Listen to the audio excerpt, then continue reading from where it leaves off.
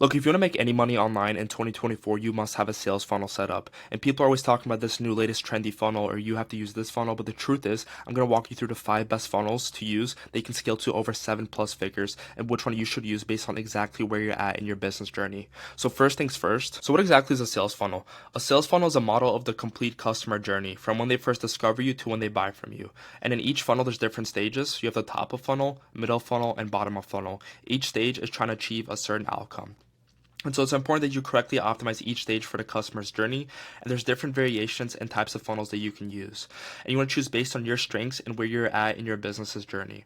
And so what are all the different types of funnels? Well, the 5 most popular funnels is the direct response funnel, VSL funnel, value funnel, social growth funnel, and a community funnel. Yes, there's more funnels like a low ticket funnel, self-liquidating offer, this and that, but if you're selling a high ticket product or service, which I'm assuming you are, these are the 5 most popular ones. But before I go ahead and explain each one, you have to understand what the larger market formula is. So essentially, a funnel is the mechanism that you're using to get people to discover you, build trust with them, and then essentially get them to buy from you. But you're selling to a market, okay? And in any given market, not everyone is ready to buy right away. And so essentially, what the larger market formula is saying that in any given market, 3% of people are in buy now mode, 17% of people are in information gathering mode, 20% of people are problem aware, and 60% of people are not problem aware. Okay, so you want to be conscious of who you're targeting and how you're treating each stage of the larger market formula, because you're not gonna do the same marketing to the 60% of people who are not problem aware as the 3% of people who are problem aware. Some people are going to take more educating and more nurturing than others. And so, depending on what segment of the larger market formula a person is in, they might need more education and convincing than others. This is why choosing the right funnel is extremely important, because some funnels prioritize education and nurturing while others prioritize speed. And each funnel targets specific segments of the larger market formula. And so let's break down each one. And the first one we're going to break down is a direct response funnel. And essentially, it's very simple. A direct response funnel is one where you clearly present your offer to the market in hopes of getting them to buy as quickly as possible. Okay? You show them something and you want them to respond. You want them to respond. You want them to have a direct response from them. And so you need to generate attention, and most likely it's going to be an ad. And the ad is going to have a clear offer on it, very clear offer, no, free training or this and that. It's just going to tell you what the offer is, and people who want to buy that offer are going to click on it. Then you have a lead form. Essentially, this is how you're going to collect the data from the person, and then from there, they're going to book in a call. And so this is what the ad looks like. These are some ads that we ran in the past. As you can see, very direct. We put a guarantee in the offer. We even made a ChatGPT one. You want to be creative. You want to separate yourself from everyone else because everyone's doing the same thing, and so you want to stand out. And so as you can see, we put a guarantee in the offer, and the only people that are going to be clicking on this are the 3% of the market that are in pain. And so with the direct response funnel, you're targeting the 3% of the market that is in buy mode. Okay. You're not really targeting other people who are, not problem aware or they don't want to buy. This is targeting the people who are in the most pain and need to buy right now. And so what are the pros and cons of a direct response funnel? Well, the pros is that you're targeting the people who are in the most pain, that 3%. You're going to be making money the quickest, since you're literally just saying, hey, if you want to buy, click on this ad. You're not doing any sort of extra nurturing or any sort of educating.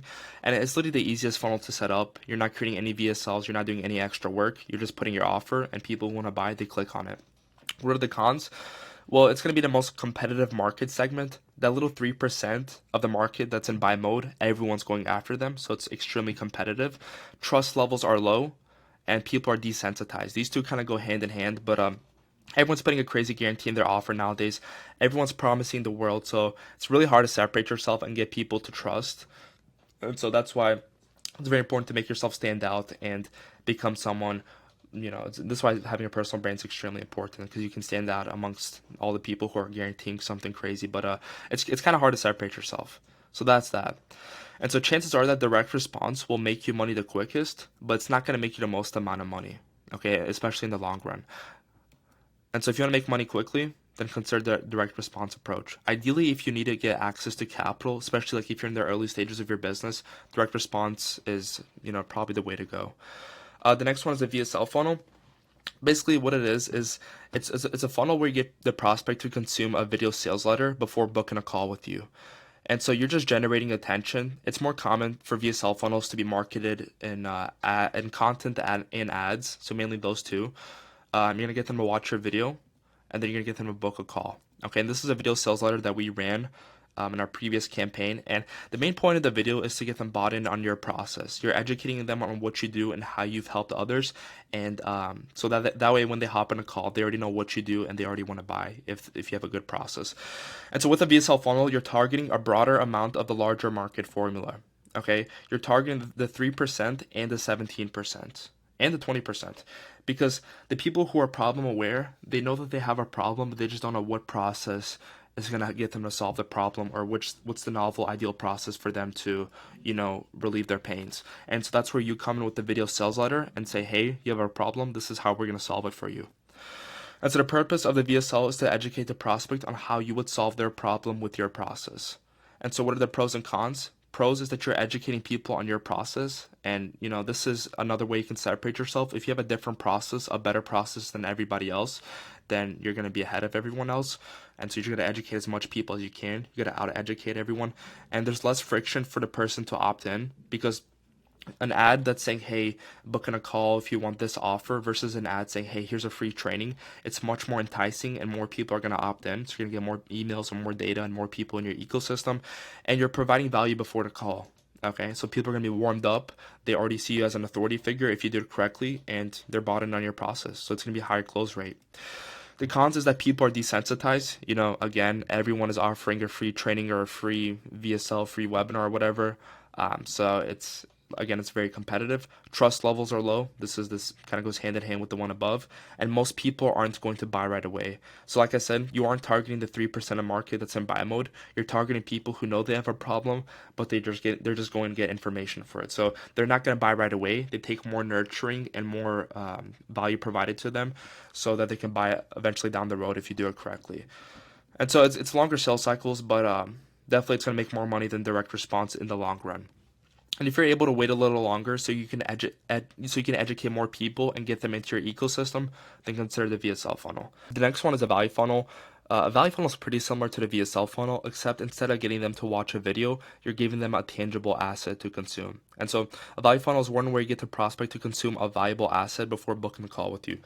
And so you're generating attention, whether that's content, ads, maybe even outreach if you want, and then you're giving them this valuable asset for them to consume. And then from there, you get them to book in a call. And this is a previous campaign that we ran in the past. Essentially, we would just run an ad, and in the ad, we would say, hey, if you're interested, we're giving away this 30-plus page document to anyone who gives us their email or opts in. And then we would just send the asset in the DMs or in the inbox, their messages. And then, in the messages, we'd send it over, and then we'd try to, get an appointment setter to book them on a call. The thing is, though, with a value funnel, you are targeting a broader amount of the larger market formula. So the 3%, the 17%, that's in information gathering mode, the problem aware ones. It's the same exact thing as a VSL funnel. You're educating people on your process and you're providing value to them. So essentially, you're just nurturing them. And you want to think of the value element as a lead magnet. Okay, and as Hormozi says, you want to make it something tangible that completely solves a problem for your prospect, and you want to make this better than most people's paid stuff. You want your free stuff to be better than most people's paid stuff. This is how you just outcompete everyone, how you beat everyone. And so, especially nowadays, it's so competitive. So many people are saying the same things, making the same promises, same guarantees, that if you can just get people to buy in on you instead of everyone else's false promises by providing more value to them, you're gonna beat them. So pros and cons. Pros is that you're providing value, less friction for the person to opt in since it's a tangible asset. I actually think way more people if you do this funnel, opposed to the VSL funnel, way more people are going to opt into this one because the tangible asset is way more enticing than a free training. And so tangible asset is more enticing than a VSL. And the cons is that people are opting in only for the asset. You might get a lot of people opting in, but very little people booking calls. Most people aren't going to buy right away, and it's hard to make a good lead magnet. Like, it genuinely takes a lot of effort to make a lead magnet that's better than everybody else's. And so that's something that you need to put some effort into.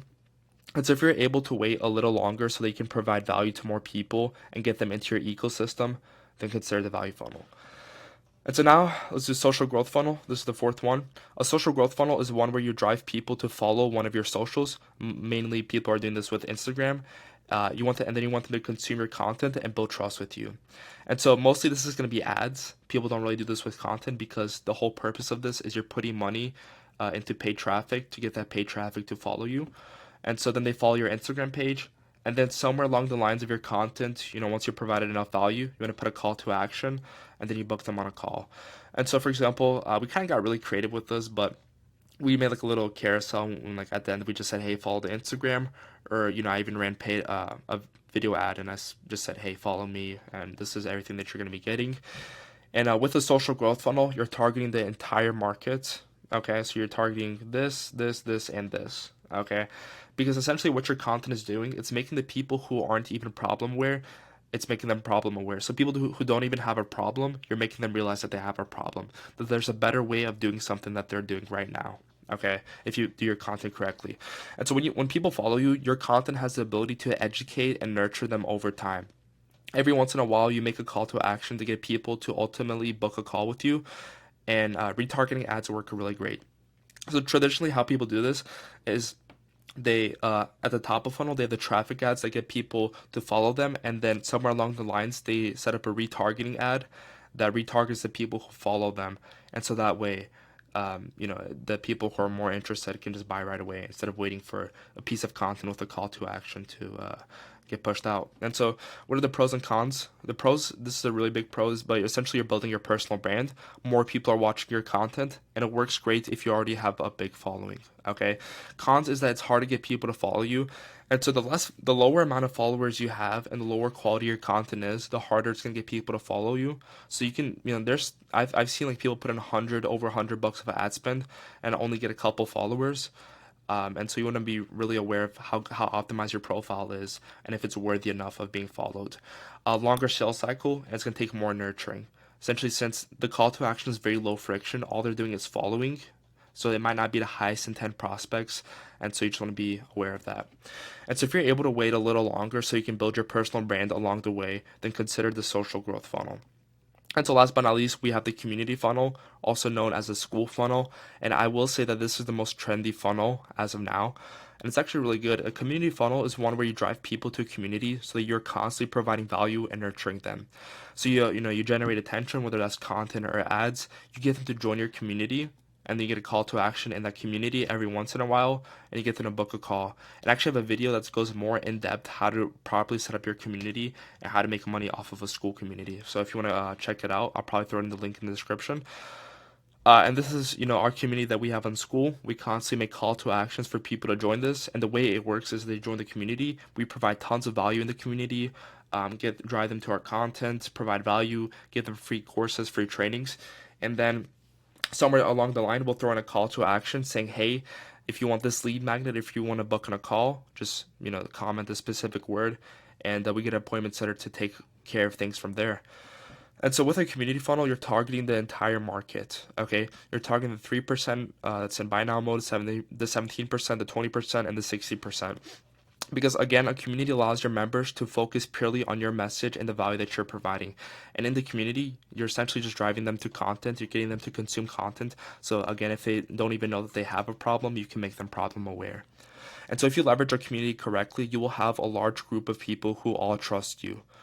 Okay, and so it's a very concentrated group of people who you've provided value to, and so you can just keep pulling and extracting from that group to get them to buy your product or service. And so pros and cons, the pros is you're building a community, which is extremely valuable. You're diversifying your acquisition channels, and you're driving people to watch your content. So, I'd say this is probably one of the strongest arguments for why you should choose this funnel. But the cons is that it does take time to build an active community. It is longer sales cycle, and it's more nurturing involved in getting the person to buy from you. And I will say that building an active community, active, is not easy. Okay, it's actually pretty hard. And so you want to make sure you know what you're doing. And so if you're able to wait a little longer so you can build your community along the way, then consider the community funnel.